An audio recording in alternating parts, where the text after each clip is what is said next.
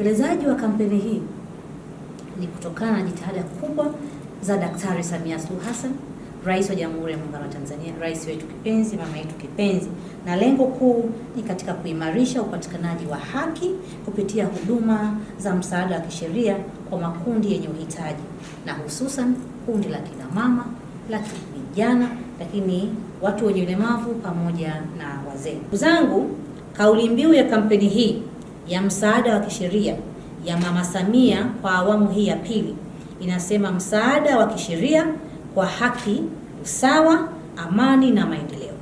Ndugu zangu wana Shinyanga, kauli mbiu hii inakwenda kulenga kukuza haki, usawa, amani na maendeleo kwa kuzingatia dira ya taifa ya mwaka 2050.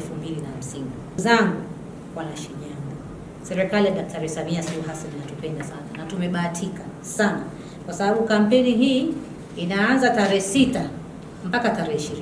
Kupitia kampeni hii huduma zifuatazo zinakwenda kutolewa, na huduma hizi ni za kiuhalisia kabisa, ambapo ninaamini kwamba Wanashinyanga wengi mnahitaji huduma hizi.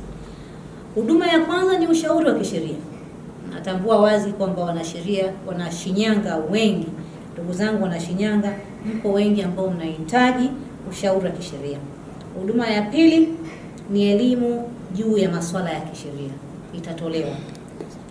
Huduma ya tatu ambayo itatolewa ni uandaaji wa nyaraka za kisheria. Wako watu ambao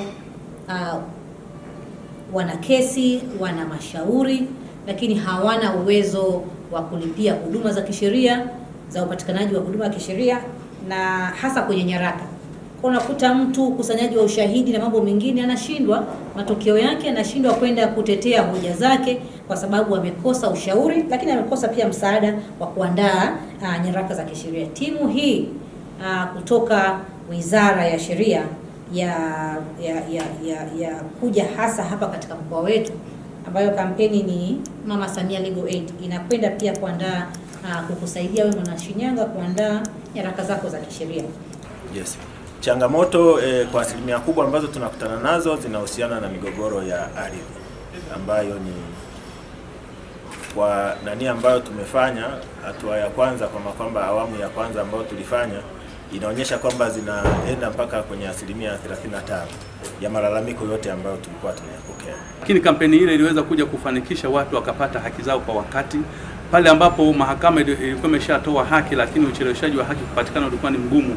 Kampeni hii iliweza kuwanufaisha wananchi ambao kwa mfano kuna mmoja kesi yake ilikuwa na miaka 6 ambapo haki yake imepatikana lakini hajaigusa. Kampeni hii ilikwenda kuhakikisha kwamba mtu anapata haki kwa wakati. Kwa hiyo alikabidhiwa kiwanja chake na nyumba yake